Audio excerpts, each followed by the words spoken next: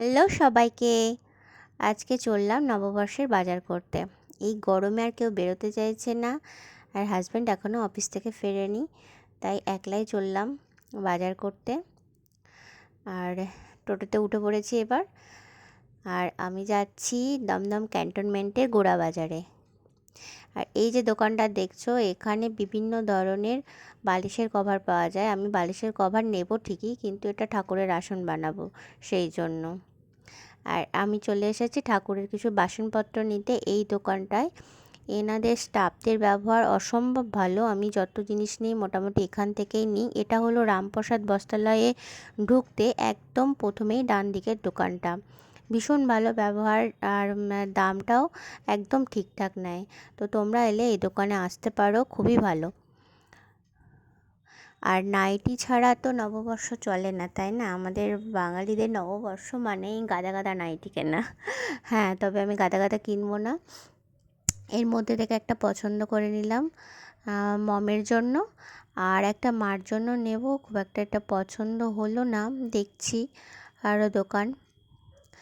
আর একটা দোকান দেখতেই হবে। এখানে চলে এসেছি আর একটা দোকানে। এটা হচ্ছে লোকনাথ বস্ত্রালয়, এনাদের হচ্ছে পার্মানেন্ট দোকান।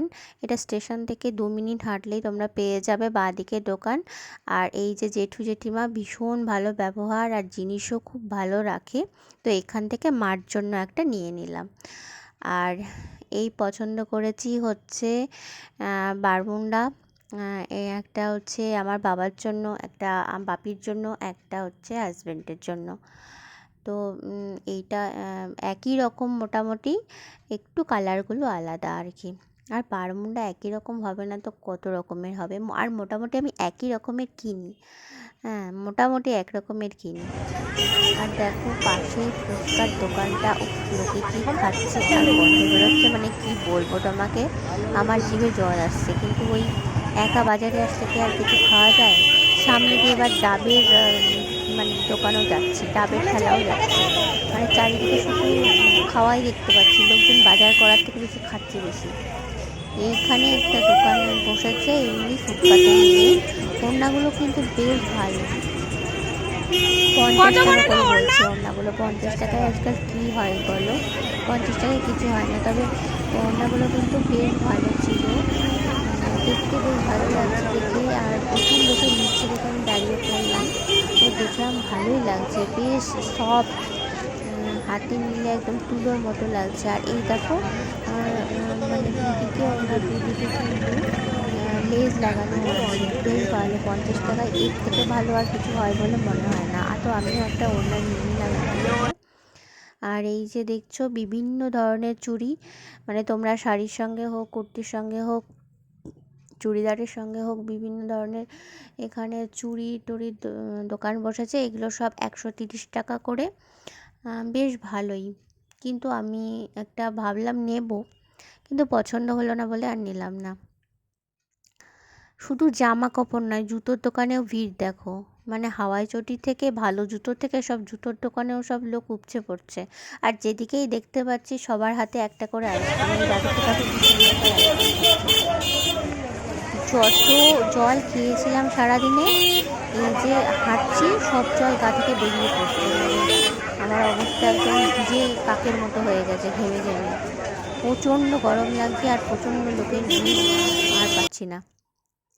এইখানে ভালো ভালো দেখছি বেড কভার, তো দেখে মানে দাঁড়িয়ে দেখছিলাম। তো পছন্দ হলো না, তাই নিলাম না। কিন্তু মনে হচ্ছে যেন সবাই নিয়ে চলে গেছে, ফাঁকা হয়ে গেছে বাজারটা একদম, এরকম মনে হচ্ছে। যাই হোক, আমার আসতে একটু লেট হয়ে গেছে। এইখানে কি এত ভিড়? ও আচ্ছা, ব্লাউজ। ওই দেখো ব্লাউজ নেওয়ার ভিড় দেখো, বিভিন্ন দামে আছে। 100 টাকা, 200 টাকা, 300 টাকা, 500 টাকা। আর সব মানে দেখতে পাচ্ছ কীরকম, মানে সব ঝুঁকে পড়েছে ব্লাউজের দিকে। তো ওই ভিড়ের মধ্যে না ঢুকে আমি বাবা ব্লাউজ ট্লাউজ নেবো না, না ঢুকে বেরিয়ে পড়লাম। আমি আর পাচ্ছিলামও না, এত ভিড়। দেখো রাস্তার অবস্থা দেখো চারিদিকে, কঠিন অবস্থা। কোথায় দিয়ে যে হাঁটবো আর কোথায় যে কার সঙ্গে ধাক্কা খাবো বুঝতে পারছি না। ঈদের বাজার করতেও এর মধ্যে চলে এসেছে মনে হচ্ছে, এই দেখো। হ্যাঁ, সামনে তো ঈদ আছে। তো যাই হোক, আমি আর কষ্ট সহ্য না করতে পেরে এখন 9:45 বাজে, আমি টোটোতে উঠে পড়েছি এবং বাড়ির দিকে রওনা দিয়েছি। মানে রাত্রি 9:45 বাজে কে বলবে। যাই হোক, আজকে এই পর্যন্তই বাজার। আর তোমাদের কি কি বাজার হলো আমাকে কমেন্টে জানিও।